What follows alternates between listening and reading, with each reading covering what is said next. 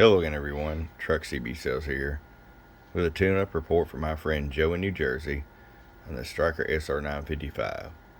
Joe, got you ready to go, bud? Got your name programmed in there. Wideband receive, tune alignment, voltage regulator upgrade, MOSFET final upgrade, and electrolytic capacitor upgrade. Let's get right to it. RF power all the way down. 50 watt slug. Got you set at 2 watts all the way down.